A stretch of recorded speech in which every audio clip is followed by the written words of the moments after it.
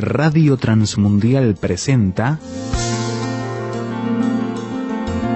Los Grandes Temas. Un tiempo donde el pastor Salvador de Lutri nos lleva a pensar en la problemática más profunda del ser humano. Los Grandes Temas. Éxodo capítulo 18. Dice el versículo 10, y Jetro dijo: bendito sea Jehová, que os libró de mano de los egipcios y de la mano de Faraón, y que libró al pueblo de la mano de los egipcios. Ahora conozco que Jehová es más grande que todos los dioses, porque en lo que se ensoberbecieron prevaleció contra ellos. Y tomó Jetro, suegro de Moisés, holocaustos y sacrificios para Dios. Y vino Aarón y todos los ancianos de Israel para comer con el suegro de Moisés delante de Dios. Aconteció que al día siguiente se sentó Moisés a juzgar al pueblo, y el pueblo estuvo delante de Moisés desde la mañana hasta la tarde. Viendo el suegro de Moisés todo lo que él hacía con el pueblo, dijo: ¿qué es esto que haces tú con el pueblo? ¿Por qué te sientas tú solo y todo el pueblo está delante de ti desde la mañana hasta la tarde? Moisés respondió a su suegro: porque el pueblo viene a mí para consultar a Dios. Cuando tiene asuntos, viene a mí y yo juzgo entre el uno y el otro y declaro las ordenanzas de Dios y sus leyes. Entonces el suegro de Moisés le dijo: no está bien lo que haces, desfallecerás del todo tú y también este pueblo que está contigo, porque el trabajo es demasiado pesado para ti, no podrás hacerlo tú solo. Oye ahora mi voz, yo te aconsejaré y Dios estará contigo. Está tú por el pueblo delante de Dios y somete tú los asuntos a Dios y enseña a ellos las ordenanzas y las leyes y muéstrales el camino por donde deben andar y lo que han de hacer. Además, escoge tú entre todo el pueblo varones de virtud, temerosos de Dios, varones de verdad que aborrezcan la avaricia, y ponlos sobre el pueblo por jefe de millares, de centenas, de 50 y de 10. Ellos juzgarán al pueblo en todo tiempo, y todo asunto grave lo traerán a ti, y ellos juzgarán todo asunto pequeño. Así aliviarás la carga de sobre ti, y la llevarán ellos contigo. Si esto hicieres, y Dios te lo mandare, tú podrás sostenerte, y también todo este pueblo irá en paz a su lugar. Y oyó Moisés la voz de su suegro e hizo todo lo que dijo. Hasta aquí nada más. Ahora, es interesante, hay mucho más material para mostrar los antivalores que los valores, ¿no es cierto? Pero hay muchas personas que estuvieron cerca de los siervos de Dios que tenían y practicaban valores importantes que dejan un ejemplo para imitar. Hoy vamos a hablar de uno de estos valores.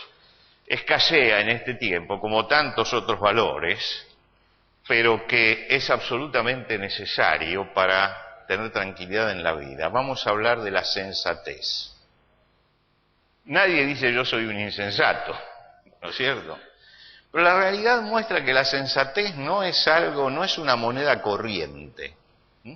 Entonces vamos a empezar preguntándonos qué es la sensatez. ¿Qué es la sensatez? Esta sería la primera de las preguntas que tenemos que hacernos hoy. ¿Qué es la sensatez? Es percibir, pensar sobre lo que uno percibe, todos tenemos percepción, pensar sobre eso y actuar de acuerdo a lo que analizamos, nada más que eso. ¿Cómo la definiríamos? La sensatez es mostrar buen juicio, dice el diccionario, prudencia y madurez en los actos y en las decisiones. Lo contrario sería, ¿qué? La imprudencia, la necedad, la irreflexión. Tiene que ver con que yo razone sobre lo que estoy haciendo. La palabra, como decíamos, sensatez no aparece en nuestras Biblias, pero aparece algunas palabras que la reemplazan, que ustedes pueden leerla como reemplazo de la palabra sensatez. Por ejemplo, si ustedes van al libro de los Proverbios, dice: el que recoge en el verano es hombre entendido, el que duerme en el tiempo de la siega es hijo que avergüenza.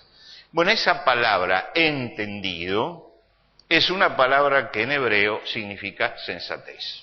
Y hay algunas traducciones de la Biblia que en vez de poner entendido ponen la palabra sensatez. Y por supuesto que está también lo contrario, ¿no es cierto? Mas el que comete adulterio es falto de entendimiento. Hay algunas versiones de la Biblia que dicen es un insensato. Quiere decir que tiene que ver con el entendimiento. Acabamos de decir que tiene que ver con el buen juicio, con el razonamiento. La sensatez tiene que ver con el entendimiento. Y la palabra sensato sí aparece una vez en la Biblia, en nuestra Biblia, que es cuando Pablo le dice a los corintios, como a sensatos os hablo. Dice, por tanto, amados míos, huid de la idolatría como a sensatos. Pero lo otro está, si ustedes se fijan, por ejemplo, la palabra entendido, la palabra prudente, aparece tantas veces en el libro de los Proverbios, sobre todo, está marcando el tema de la sensatez. En la parábola de los dos cimientos, el hombre prudente que edificó su casa, ¿qué está subrayándose allí? Está subrayando el valor de lo que nosotros llamamos sensatez. Lo que pasa es que la palabra sensatez se puso de moda en nuestro lenguaje desde hace aproximadamente 2 siglos. Ahí empezó a tomar fuerza la palabra sensatez. Antes se usaba algunas que la reemplazaban. En la versión de la traducción de la Biblia, Reina pone hombre prudente, hombre entendido, porque todavía no se usaba con frecuencia la palabra sensatez. Después, desde hace 2 siglos, empezó a usarse y reemplazó a la palabra entendido y a la palabra prudencia. Por lo tanto, sensatez tiene que ver con nuestra forma de razonar. ¿Cómo pensamos? ¿Cuándo pensamos? ¿No? Y vamos a buscar un ejemplo de sensatez. Entonces vamos a buscar como ejemplo de sensatez a este hombre que es el suegro de Moisés, Jetro. ¿Quién es este señor Jetro?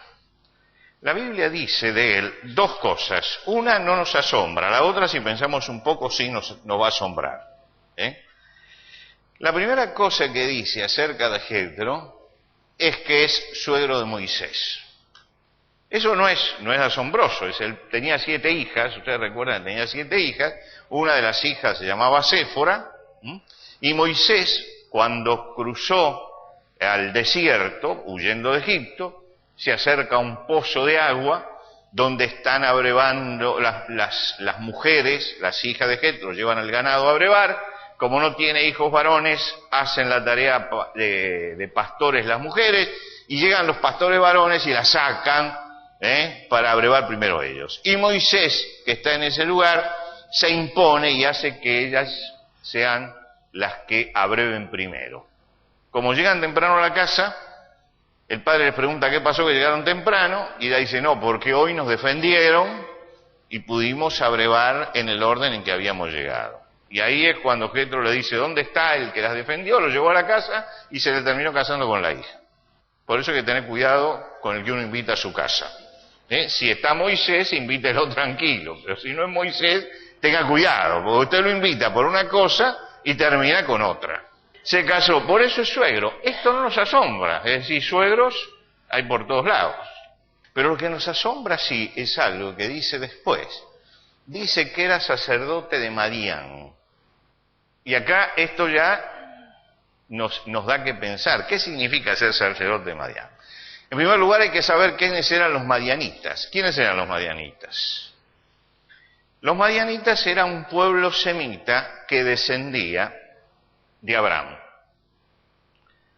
Después que muere Sara, Abraham toma otra mujer que se llama Cetura. De Cetura nace uno de los hijos que se llama Madián, y de Madián es de donde descienden los madianitas.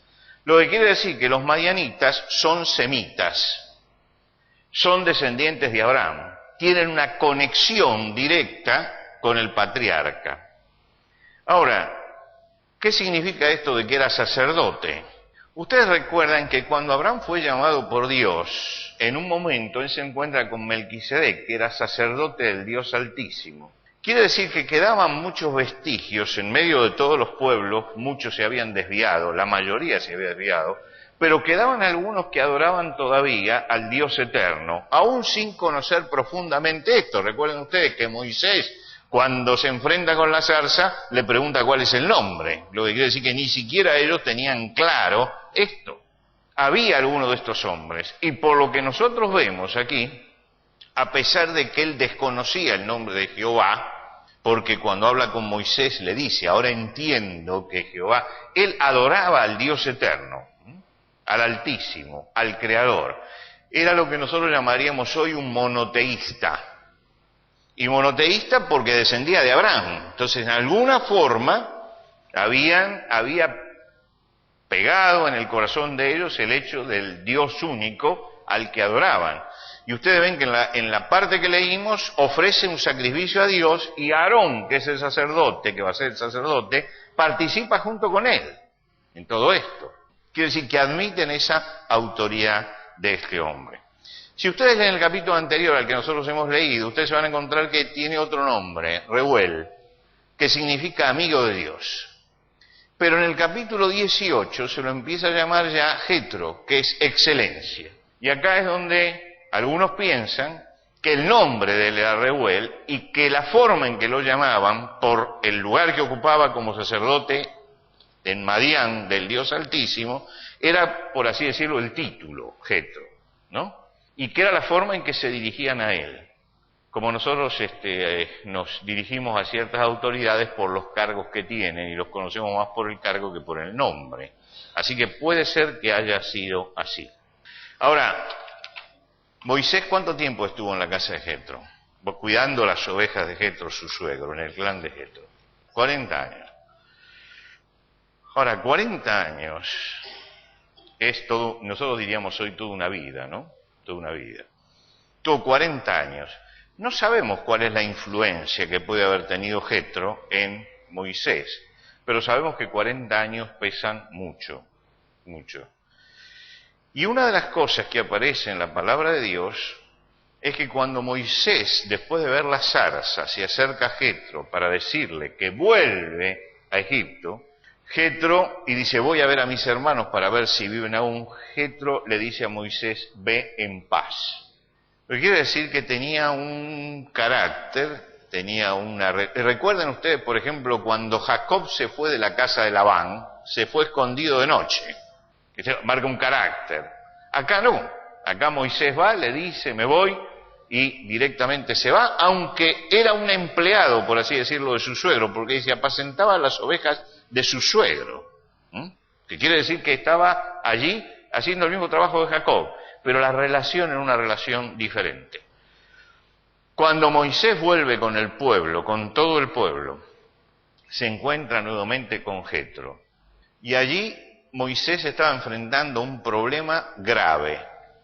Tenía 2,5 millones de personas, la gente se multiplicaba, todo se hacía muy complicado.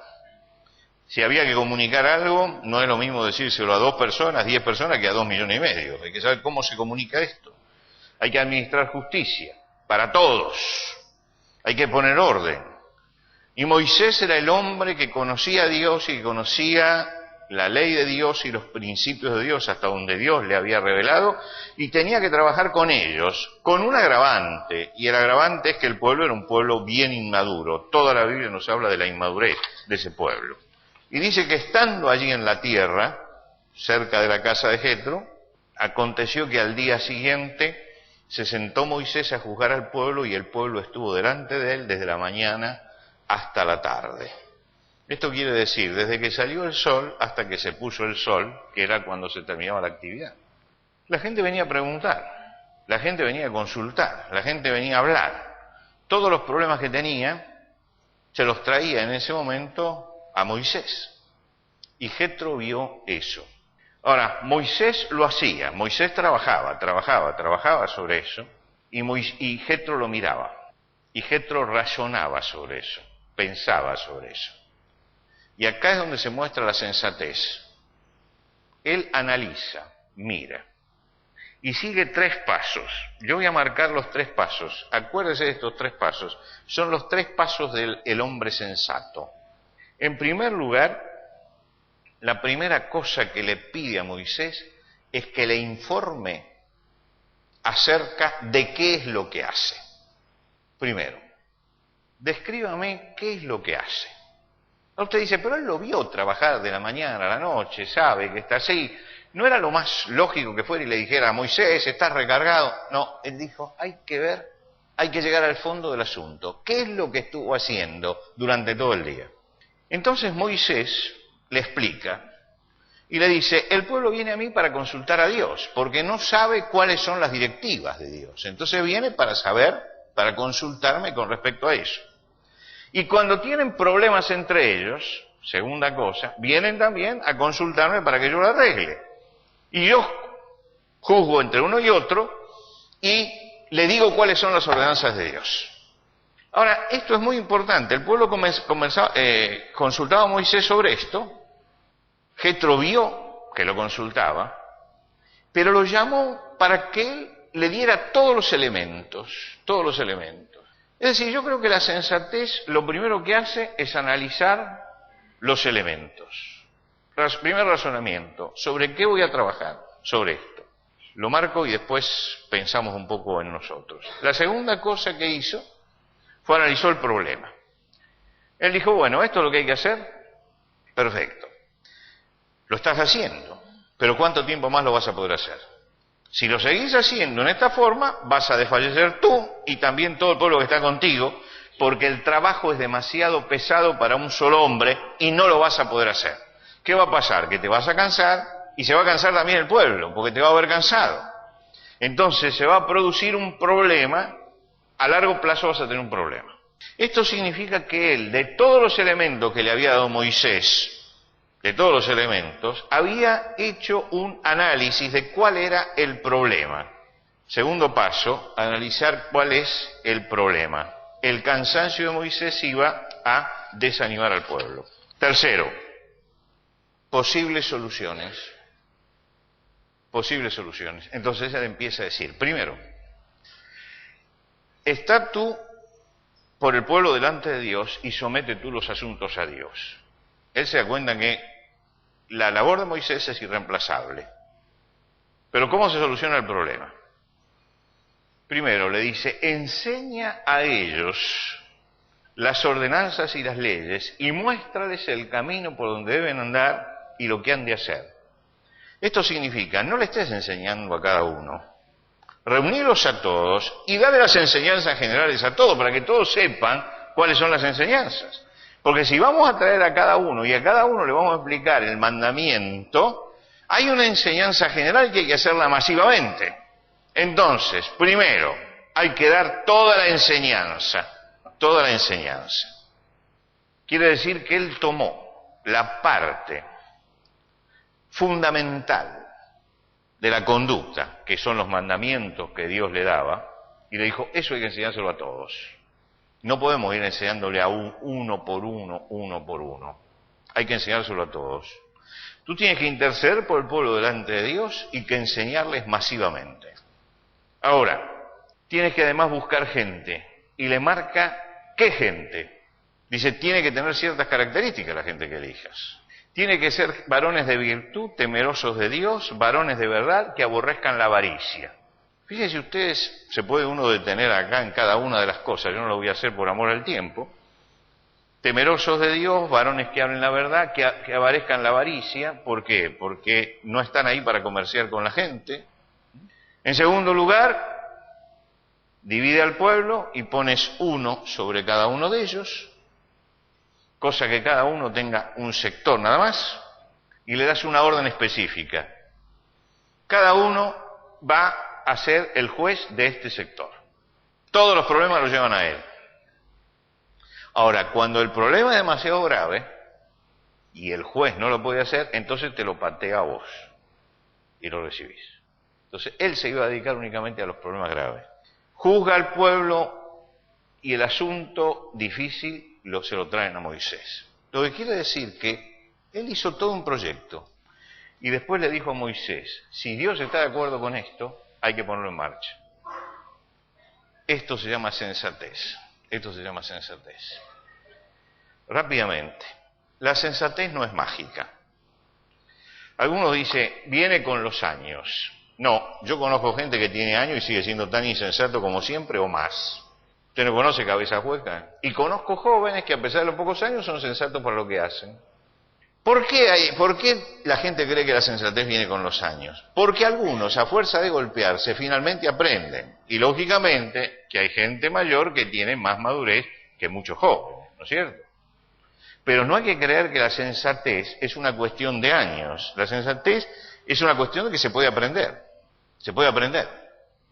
El asunto es que uno quiera aprenderlo, porque es también una cuestión que tiene que ver con la voluntad.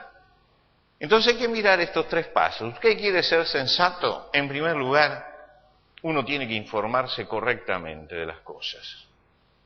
El sensato sabe que él no puede opinar, aconsejar ni sacar conclusiones si no conoce todos los elementos. Dar un consejo en el aire al que tengo al lado sin conocer en profundidad los elementos es una irresponsabilidad. El hombre sensato va a escuchar y a reunir todos los elementos antes de abrir la boca para opinar, para aconsejar o para sacar conclusiones. Para entender las cosas hay que ver, hay que escuchar y hay que preguntar, que fue lo que hizo Jetro. Vio, escuchó y preguntó. Tres cosas.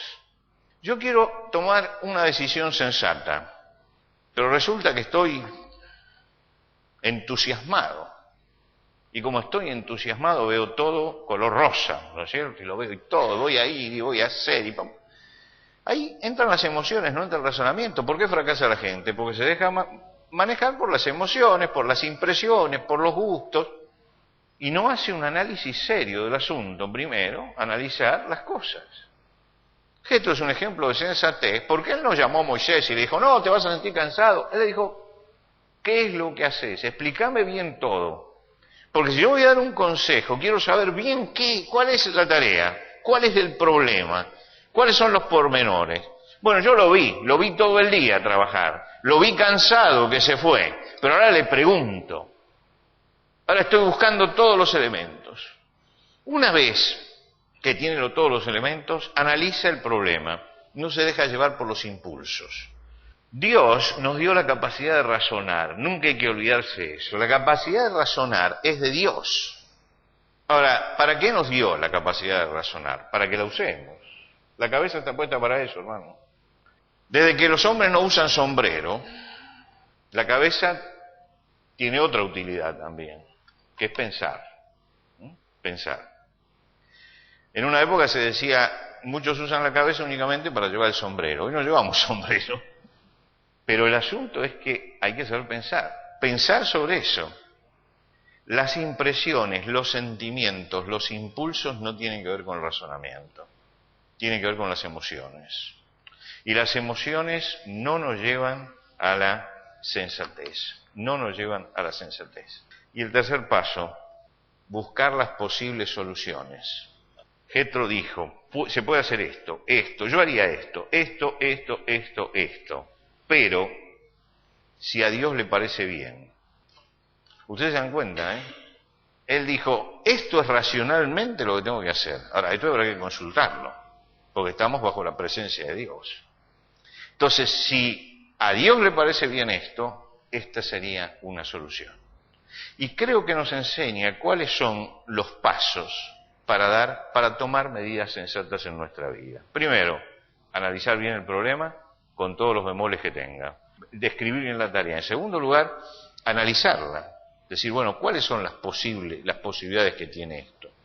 Y en tercer lugar, esta es la posible solución si Dios quiere.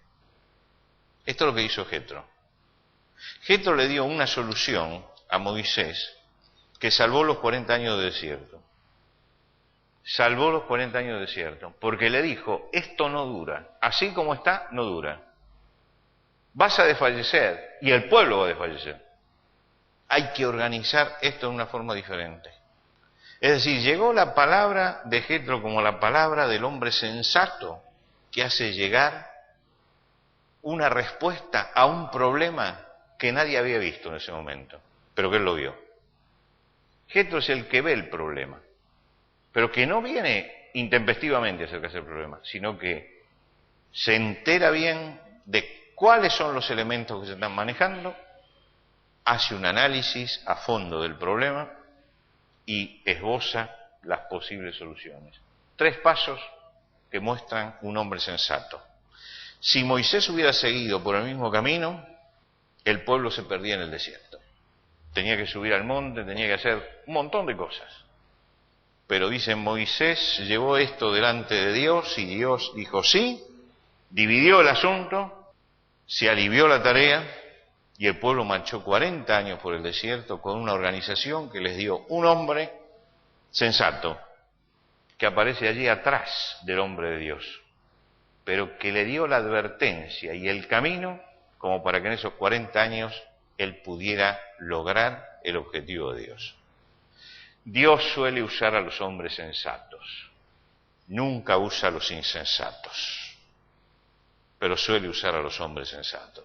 Y en este caso usó a un hombre que era temeroso de Dios y que pudo ver un problema y pudo dar una solución. Este es uno de los valores que tenemos que rescatar. Espero que todos nosotros actuemos realmente con sensatez en nuestra vida. Puedo decirles que la mayoría de los problemas que tienen los cristianos se deben a la insensatez. No es tan común la sensatez, es mucho más común la insensatez. Hay muchos más ejemplos de insensatez. Gracias a Dios porque tenemos la sensatez al alcance de la mano. No tenemos que esperar tiempo, tenemos que poner voluntad para tomar decisiones sensatas en nuestra vida.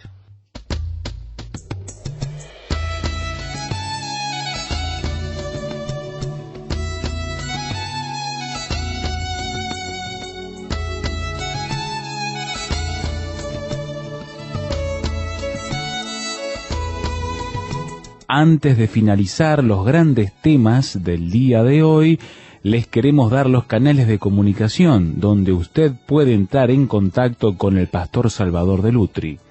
Por carta, hágalo a Los Grandes Temas, casilla de correo 5051, Montevideo, Uruguay.